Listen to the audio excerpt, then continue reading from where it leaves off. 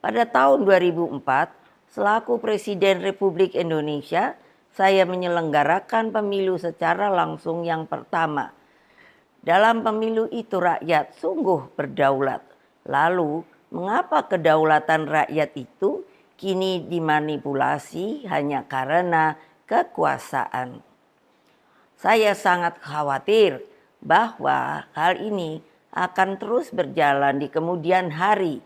Oleh karena itu, saya bertanya, di manakah sebenarnya hak dan keadilan dan kedaulatan seluruh rakyat Indonesia yang saya cintai?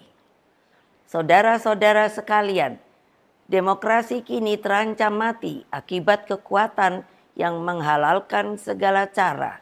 Kekuatan ini mampu menggunakan sumber daya dan alat-alat negara. Hal ini nampak di beberapa wilayah yang saya amati terus-menerus seperti Banten, Jawa Tengah, Jawa Timur, Sumatera Utara, hingga Sulawesi Utara, dan berbagai provinsi lainnya. Di Jawa Tengah misalnya, saya mendapatkan laporan betapa masifnya penggunaan pejabat kepala daerah hingga mutasi aparatur kepolisian demi tujuan politik elektoral. Ini tidak boleh dibiarkan lagi, mengingat Mahkamah Konstitusi telah mengambil keputusan penting bahwa aparatur negara yang tidak netral bisa dipidanakan. Saudara-saudara sekalian, saya mengenal Jawa Tengah dengan baik. Saya terpilih sebagai anggota DPR RI 3 kali. Jawa Tengah bukan hanya kandang banteng, namun menjadi tempat persemaian gagasan nasionalisme dan patriotisme. Saya melihat energi pergerakan rakyat, simpatisan, dan kader yang militan, dan seharusnya tidak akan terkalahkan jika pilkada dilakukan secara fair, jujur, dan berkeadilan.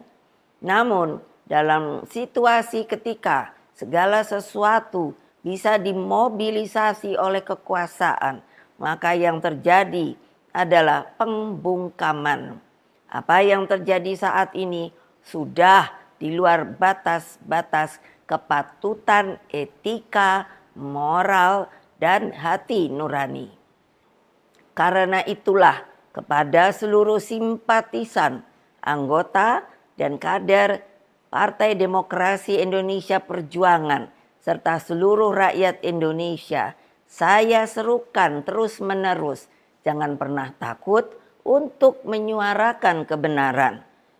PDI Perjuangan tidak akan pernah lelah berjuang bagi keadilan dan melawan berbagai bentuk intimidasi kekuasaan.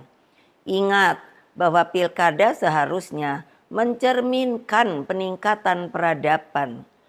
Etika, moral, hati nurani harus jelas tergambarkan. Saudara-saudara sekalian, terus jaga semangat perjuangan. Kita tidak pernah menyerah. Kita terus melakukan perlawanan secara terukur dalam koridor hukum. Meskipun kita tahu sekarang ini hukum semakin dibuat jauh dari keadilan. Berkaitan dengan hal tersebut, pertama, jaga dan amankan setiap suara rakyat dengan sebaik-baiknya.